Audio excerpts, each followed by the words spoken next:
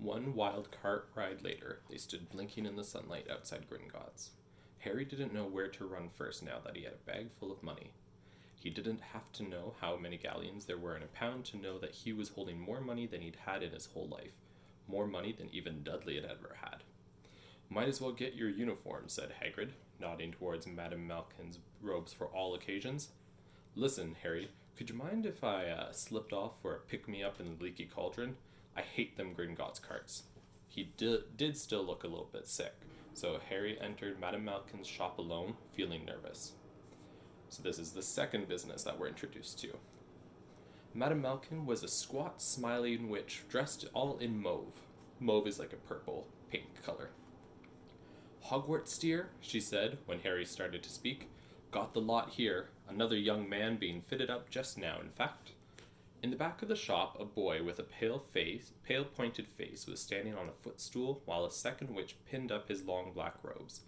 Madame Malkin stood Harry on a stool next to him, slipped a long robe over his head, and began to pin it to the right length. Hello, said the boy. Hogwarts too? Yes, said Harry. My father's next door buying my books, and my mother's up the street looking at wands, said the boy. He had a bored, drawling voice. Then I'm going to drag them off to look at racing brooms. I don't know why first years can't have their own. I think I'll bully father into getting me one, and I'll smuggle it in somehow. Harry was strongly reminded of Dudley. Have you got your own broom? The boy went on. No, said Harry. Play Quidditch at all? No, Harry said again, wondering what on earth Quidditch could be. I do. Father says it's a crime if I'm not picked to play for my house, and I must say, I agree. Know what house you'll be in yet? No, said Harry, feeling more stupid by the minute. Well, no one really knows until they get there, do they?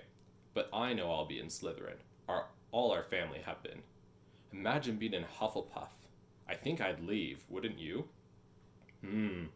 Said Harry, wishing he could say something a bit more interesting. I say, look at that man, said the boy suddenly, nodding towards the front window. Hagrid was standing there, grinning at Harry and pointing at 2 large ice creams to show he couldn't come in. That's Hagrid, said Harry, pleased to know something the boy didn't. He works at Hogwarts. Oh, said the boy. I've heard of him.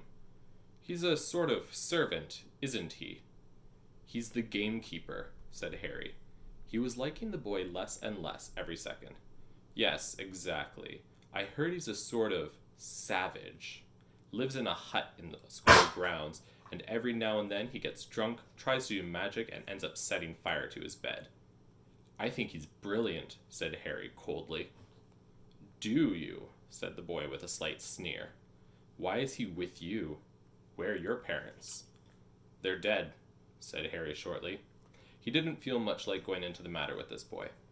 Oh, sorry, said the other, not sounding sorry at all. But they were our kind, weren't they? They were a witch and wizard, if that's what you mean. I really don't think they should let the other sort in, do you? They're just not the same.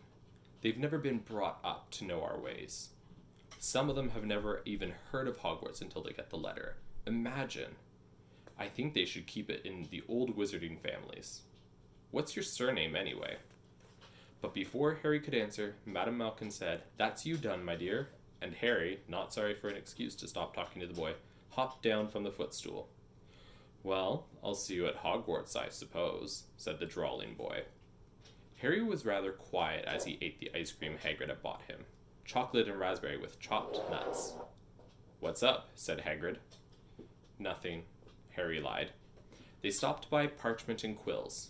Harry cheered up a bit when he found a bottle of ink that changed color as you wrote. When they had left the shop, he said, Hagrid, what's Quidditch? Blimey, Harry, I couldn't keep forgetting how little you know, not knowing what about Quidditch. The word blimey is slang. It's kind of like, oh, geez, or my goodness. It's just kind of an exasperation. Don't make me feel worse, said Harry.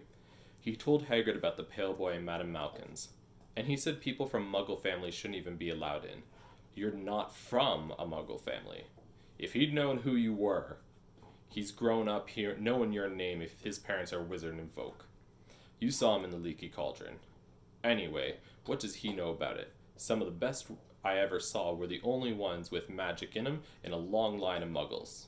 Look at your mum. Look what she had for a sister. When you read Hagrid's lines, and there's that O apostrophe, that means of. Again, it's to emphasize that Hagrid is to appear not super intelligent. Remember kind of that southern accent, that more lowly accent where he doesn't complete his words. But as we're finding in this chapter, Hagrid is very sweet, he's kind, and he is actually quite bright, just rough around the edges. So what is Quidditch? It's our sport. Wizard sport. It's like football in the Muggle world. Everyone follows Quidditch. Played up in the air. On broomsticks, and there's 4 balls. Sorta hard to explain the rules. And what are Slytherin and Hufflepuff? Schoolhouses. There's 4. Everyone says Hufflepuff are a lot of duffers, but duffers is just, again, slang for like weak or not particularly bright. I bet I'm in Hufflepuff, said Harry gloomily. Better Hufflepuff than Slytherin, said Hagrid darkly. There's not a single witch or wizard who went bad who wasn't in Slytherin. You know who was one. You know who was at Hogwarts? Years and years ago, said Hagrid. They bought Harry's schoolbooks in a shop called Flourish and Bots, another business, where the shelves were stacked to the ceiling with books as large as paving stones bound in leather, books the size of postage stamps in covers of silk, books full of peculiar symbols, and a few books with nothing in them at all. Even Dudley, who never read anything, would have been wild to get his hands on some of these. Hagrid almost had to drag Harry away from curses and counter-curses, bewitch your friends and befuddle your enemies with the latest revenges, hair loss, jelly legs, tongue-tying, and much, much more, by Professor Vindictus Viridian. Again, this is where J.K. Rowling is using the names to emphasize something. Vindictus comes from the word vindictive, which is where you are just going to take revenge without really thinking things. You are taking, if you're vindictive, it means you are taking revenge and you're being mean about it. I was trying to find out how to curse Dudley. I'm not saying that's not a good idea, but you're not to use magic in the Muggle world except in very special circumstances, said Hagrid. And anyway, you couldn't work any of them curses yet. You'll need a lot more study before you get to that level.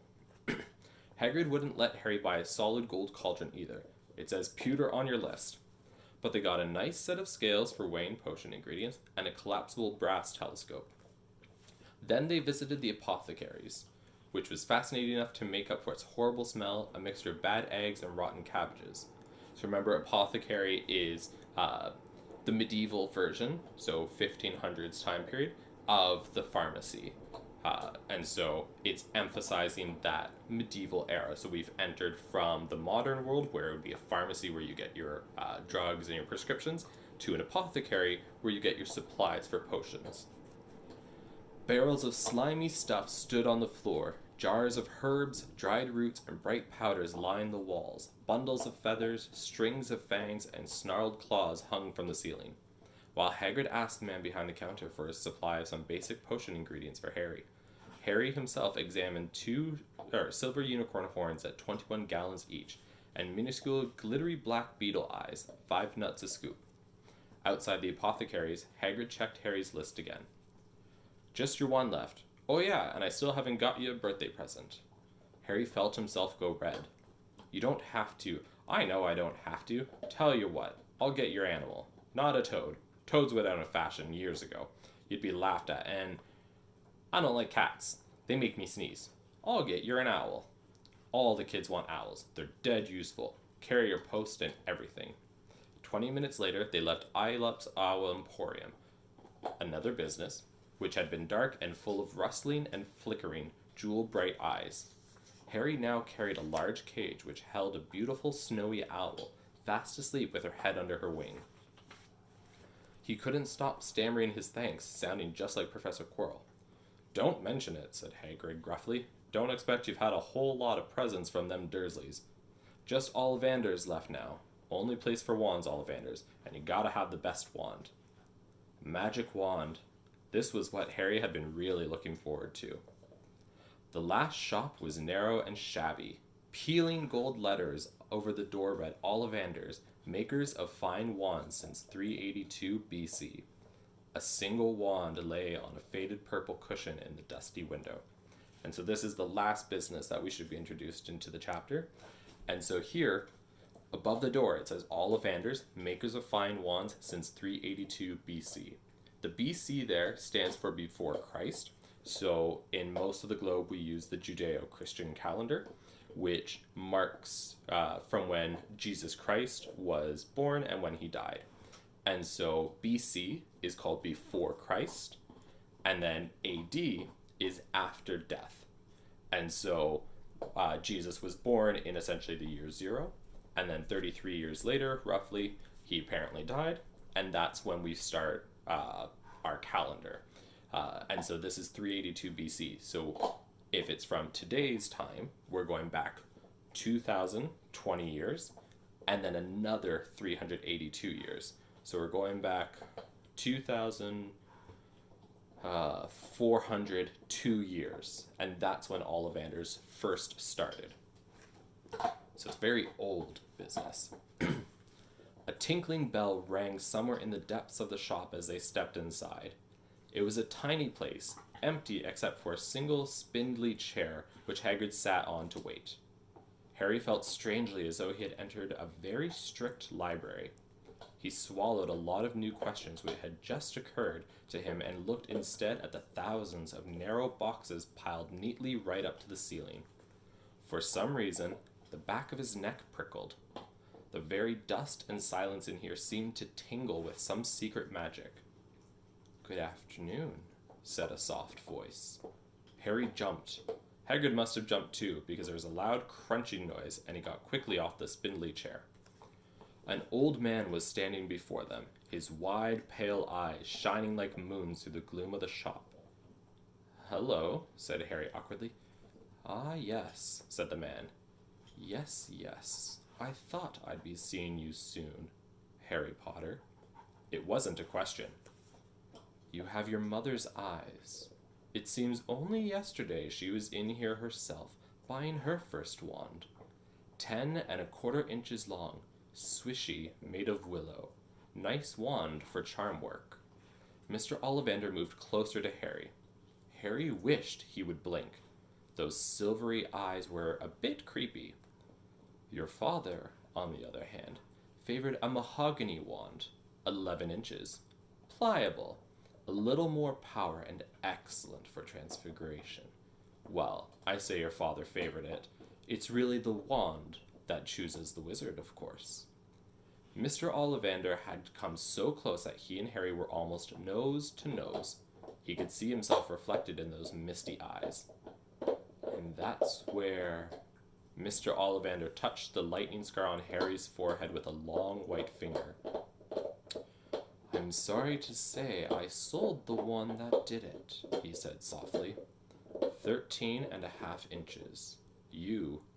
Powerful wand, very powerful, and in the wrong hands. Well, if I'd known what that wand was going out into the world to do." He shook his head and then, to Harry's relief, spotted Hagrid. Rubius Hagrid, how nice to see you again. Oak, 16 inches. Rather bendy, wasn't it?" "It was, sir, yes," said Hagrid. "Good wand, that wand. But I suppose they snapped it in half when you got expelled," said Mr. Ollivander, suddenly stern.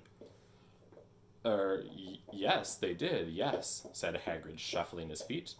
"I've still got the pieces, though," he added brightly. "But you don't use them," said Mr. Ollivander sharply. "Oh, no, sir," said Hagrid quickly. Harry noticed he gripped his pink umbrella very tightly as he spoke. Said Ollivander, giving Hagrid a piercing look. "Well, now, Mr. Potter, let me see." He pulled a long tape measure with silver markings out of his pocket. "Which is your wand arm?" Well, I'm right-handed," said Harry. Hold out your arm. That's it. He measured Harry from shoulder to finger, then wrist to elbow, shoulder to floor, knee to armpit, and round his head. As he measured, he said, "Every Ollivander wand has a core of a powerful magical substance, Mr. Potter.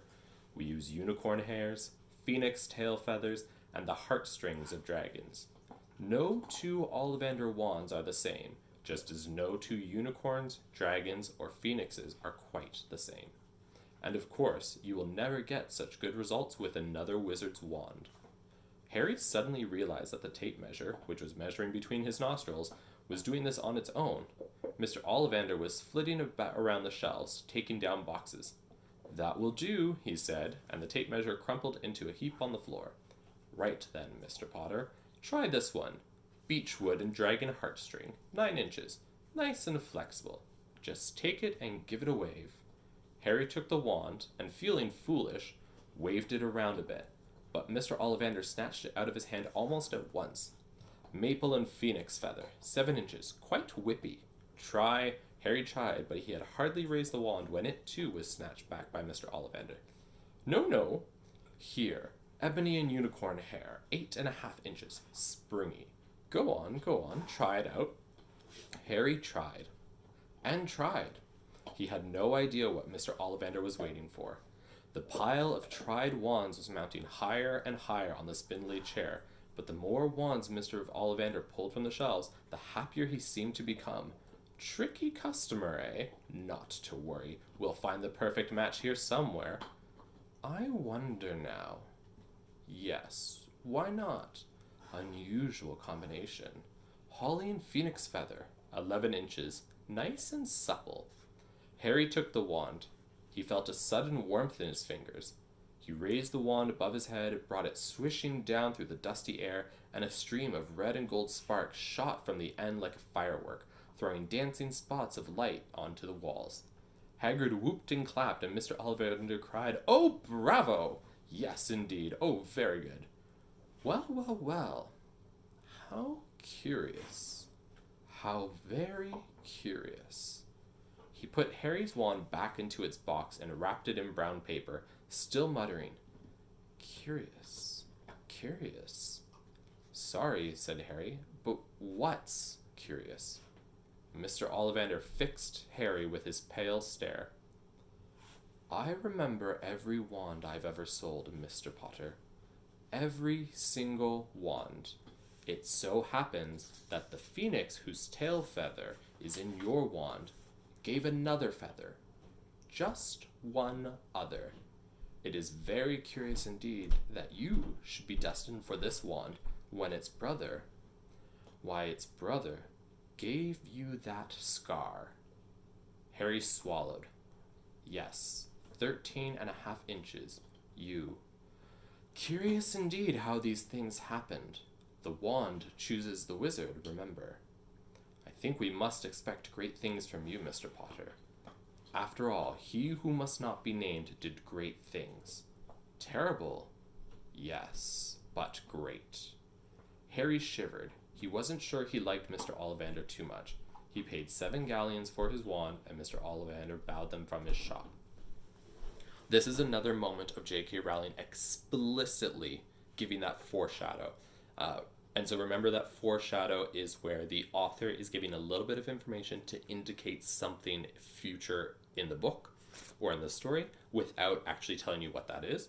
And so here, where Mr. Ollivander says, "I think we must expect great things from you, Mr. Potter," this is J.K. Rowling saying, "Hey readers, Mr. Potter or Harry Potter is going to do great things." And so because the audience is a younger audience at this point, so the main character is 11 years old. When the book was first written, it was very much marketed towards that age group. She's not hiding that these are moments of foreshadowing.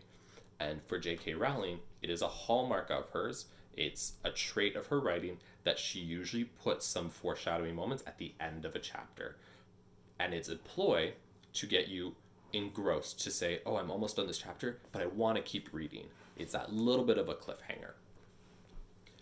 The late afternoon sun hung low in the sky as Harry and Hagrid made their way back down Diagon Alley, back through the wall, back through the leaky cauldron, now empty.